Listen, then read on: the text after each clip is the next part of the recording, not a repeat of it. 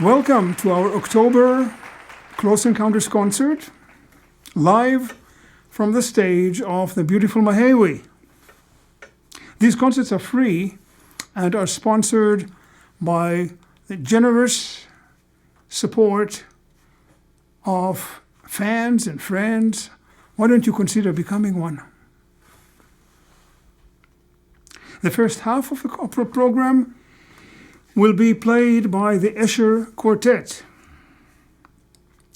Long ago, Sasha Schneider of the Budapest Quartet told me that at the start of their career, a well-wishing person came backstage and said to them, "Don't take to heart that you're only 4 players. May you grow and grow until you become a full orchestra." Of course, we know better. The genre of the string quartet is the most noble, most distilled form in chamber music. It was created single-handedly by Joseph Haydn. He was the one who established the 4-movement form, and under his influence, it developed from a work for solo violin with accompaniment to an exchange among equals, 4 intelligent and witty friends chatting with each other. It is an ideal democracy, balancing unity and singularity, sameness, all strings, no piano, no wind, and individuality, self-expression, and blending, merging. Maybe our politicians should start listening to string quartets. If you sing in a chorus, you know that the vocal range is divided into 4 parts, from the soprano on top to the bass in the basement. Music has been composed. Music has been composed like this since the Renaissance. Even when you listen to a piano trio, there are 4 parts. The piano being assigned 2, 1 for each hand. Why 4? Why not 3 or 5? Numerous natural phenomena that, like music, are continuous and indivisible have been divided by us into 4. The 4 seasons, a seamless flow. The 4 ages of man, infancy, adolescence, middle age, and you look good. The 4 corners of the earth, before we learned otherwise, the 4 humors, the 4 elements, fire, water, air, and earth, the 4 winds, and on and on. Could it be that the number 4 is our way of framing and containing experiences that are round and cyclical? Nature is curvy, sinuous, but all pictures of it all paintings of it are on square canvas in square frames. And most musical phrases are 4 bars long. 4 plus 4 is the most common traditional musical sentence. We call it period. Even the waltz or the minuet, which are in triple meter, 1, 2, 1, 2, 3, are composed in 4-bar units. Squaring natural phenomena gives us a sense of stability, order, control, within which to freely express emotion. I would love to hear your thoughts on this non-scientific musing. The Opus 18 quartets by Beethoven, there are 6 of them, were his first attempt at this genre. And even though there are already signs of his rebellious, iconoclastic temperament, they are still a direct continuation of the Haydn legacy. Following this classical, quintessential Viennese music, we will hear the quartet by Claude Debussy, who challenged the Austro-German hegemony in music and charted, together with Ravel, a new path in music history. Here's a little background. The summer of 1889 saw the Paris Exposition Universelle, the international expo celebrating the centenary of the French Revolution and heralded by the erection of the Eiffel Tower. It opened in an atmosphere of feverish excitement. Nowadays, in the age of Zoom and TV and iPhones and world travel with no corona, it is impossible to imagine the cultural seduction, the fascination, the allure that the exhibition generated. Gauguin was there, watching young Javanese girls dancing to the exotic sounds of gamelan music and sketching Cambodian sculptures. 14-year-old Maurice Ravel was roaming wide-eyed and open-eared among the pavilions, taking in indigenous music, Javanese, Cambodian, African, Hungarian, Vietnamese. In the Russian pavilion, Rimsky-Korsakov was conducting Russian music. Auguste Rodin was there with his sketchbook, and so was Debussy. The sounds of the gamelan orchestra captivated him. Little drums, gongs, exotic strings. Like Gauguin, he came to the realization that European arts were not the apex of civilization, and that another world of beauty, complexity,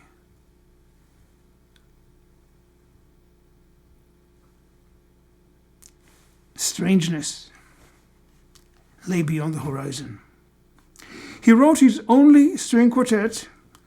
At the same time, he composed L'après-midi d'un faune, the afternoon of a faun, which is considered the first marker of 20th century music. He was then 31. His music is not probing, not in search of a deeper philosophical meaning, German fashion. Like his contemporary Impressionist painters, who avoided the depth of perspective, the third dimension, and celebrated the surface of the canvas. He appeals to the senses, light, color, rhythm. His music is intoxication with sound itself, evoking antiquity, paganism, and modernity all at once. If you listen intently, you will hear that he uses the same theme throughout all 4 movements in fascinating variations and disguises. Our next concert in November will be dedicated entirely to French Impressionism in music, which I call the Better French Revolution. Don't miss it. For the concluding piece, the quartet will be joined by an additional viola player, Dan Panner, and myself for the Brahms Sextet. Brahms's transition into adulthood was not a smooth one, was incomplete. His familiar avuncular beard did not sprout until he was 24, and his voice never dropped and remained embarrassingly squeaky and high-pitched. It does not take a Dr. Freud to understand his affinity for instruments of lower voice, horn, viola, cello, baritone. His musical voice is rich, mellow, ripe, burnished gold, like the colors of autumn in the Berkshires. With the exception of the scherzo, the third movement, which is rhythmic and symphonic in texture, the sextet is spacious, broad, and healing work. The second movement has a processional, dignified air, and the finale is a leisurely, full-fledged rondo. Here is an inside story. The work originally began with what is now the 11th bar, stating the theme, the opening theme, on the violin. But his friend, the great violinist Joseph Joachim, made a suggestion. Hey, Johannes, this is a sextet. Why don't you start immediately with sounds which no string quartet could ever make? So now, the main theme is introduced twice. First by the two cellos and violas from below, and then back to the original. Brahms liked the idea so much, this suggestion, that he repeats it at the opening of the last movement. The rondo theme is stated first by the two cellos and the viola, and then is repeated in the higher register. At a time where we cannot touch and we cannot hug, let the beautiful, warm glow of Brahms embrace you, touch you, caress you. No distancing necessary. Thank you. In lieu of our customary reception following the concert, we will have a chat with the quartet, the other musicians, following the program. So stay with us until November.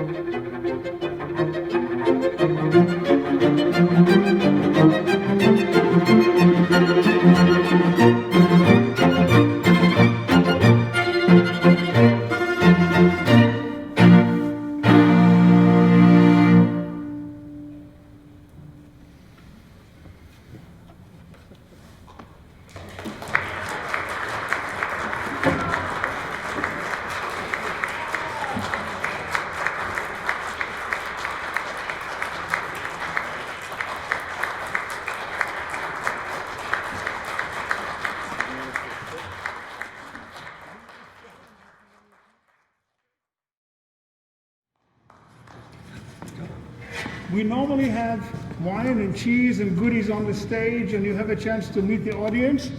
So this will be in lieu of that. We'll just have a little Q&A? tete-a-tete, chat, whatever you want to call it. So maybe the quartet can introduce itself first, and then Dan will follow. Okay, sure.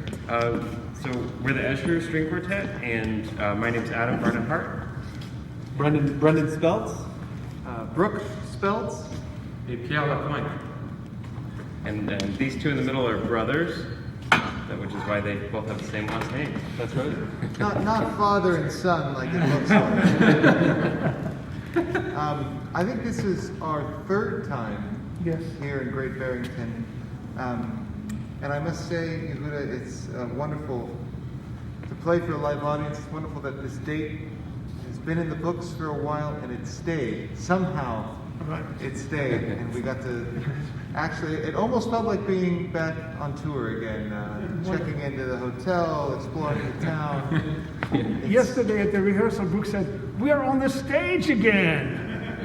It was, after 8 months, it was quite a novelty. Yeah. And of course, we have our other guest viola player. So I'm Daniel Tanner, and Yehuda and I are colleagues at Mannes College of Music in New York. And I've been lucky enough to play with the Eschers once before, a long time ago. And it's a pleasure to play with this wonderful quartet again. And also, I was so excited yesterday driving up here at the prospect of actually playing a concert with other human beings live in the same space. It's just such we've missed it so much. And I'll never forget this concert, actually, in all seriousness, because it's such a treat to be able, more than treat, but it's just to be able to be back out here doing what we all wish we could do is a really powerful experience, especially playing such wonderful music as this. And I'm so grateful to Yehuda and the entire organization for not doing what so many organizations are doing and saying, well, it's too hard, we won't do it, we'll cancel it, and making it happen is really admirable, and we are very grateful. in this connection, I want to ask Dan a question that actually he asked the dean of the Mannes School. What do you answer parents who are about to enroll their children in a music school, and they ask, how wise is it these days for us to invest in a child who is going to a music school? What's the future of the profession? So Dan is also an administrator at the school, and he probably has more of an answer than I do. Not much more of an answer.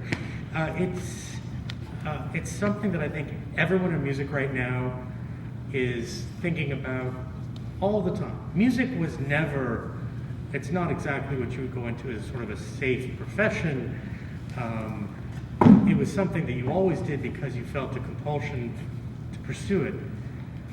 But as we all know, so much of the infrastructure surrounding music is under incredible threat. And no one really knows when we're going to come out of it.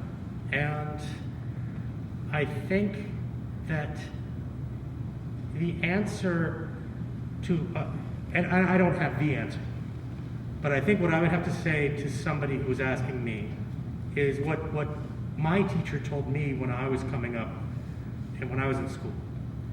And he said, there are many wonderful ways to make a life in music. It doesn't mean that you are making a living in music. Music can be part of your life in many ways. My father is an amateur cellist and gets tremendous joy out of playing with friends, and there are many ways to do it.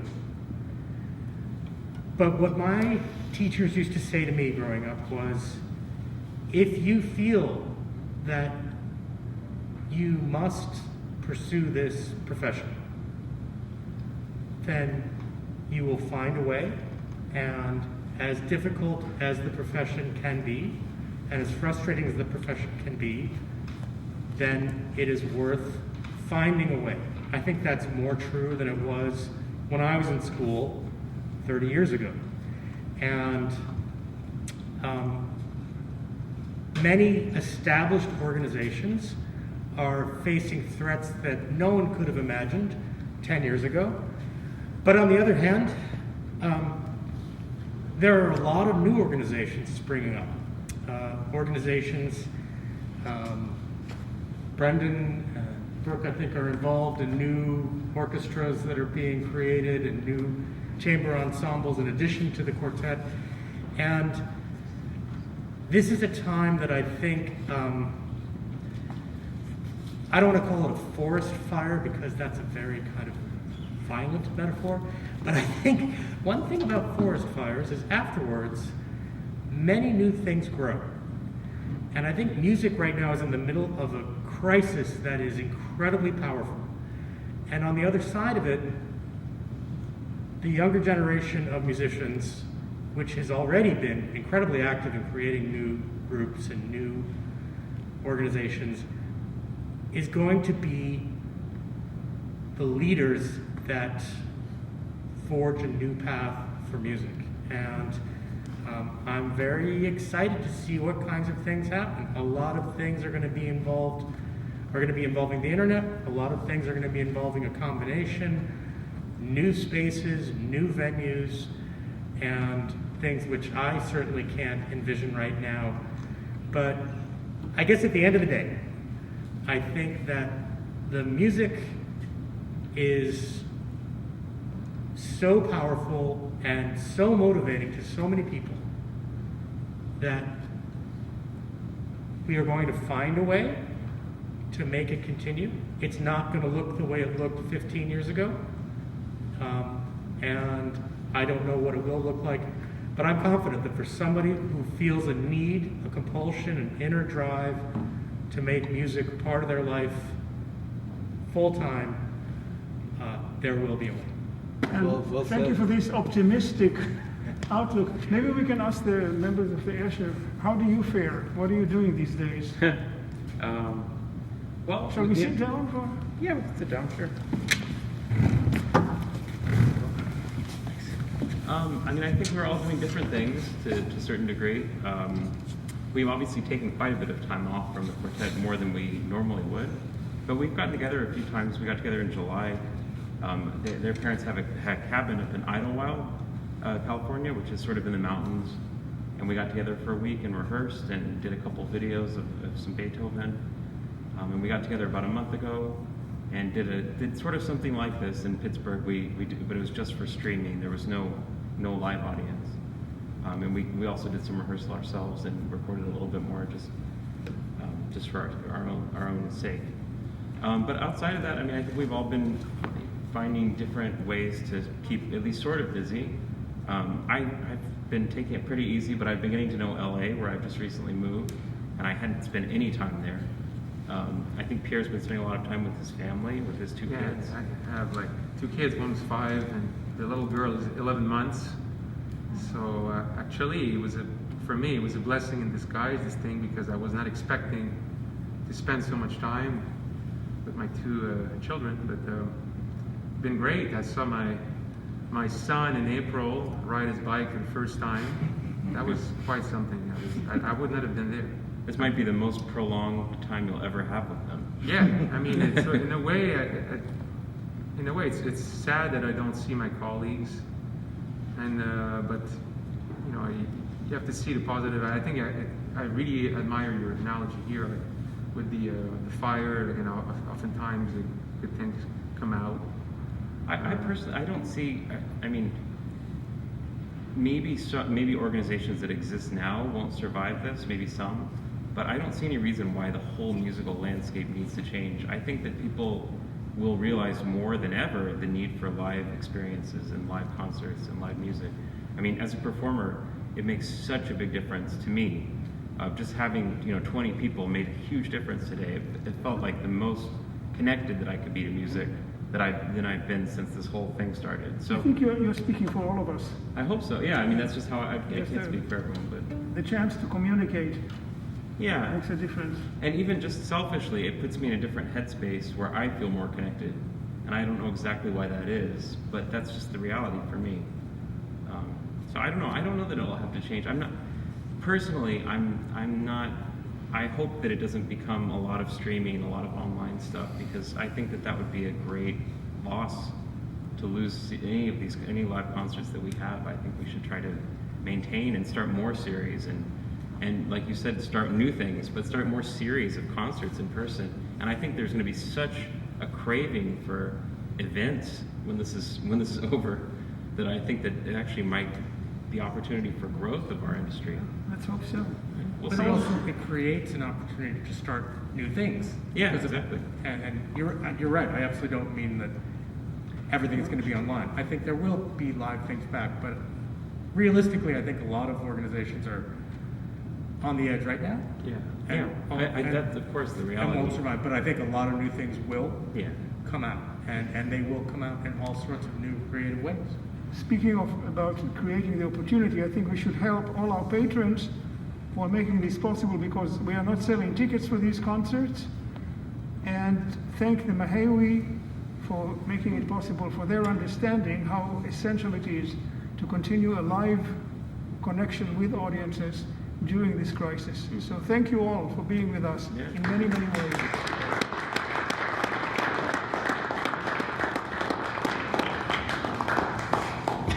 See you in November. Stay well.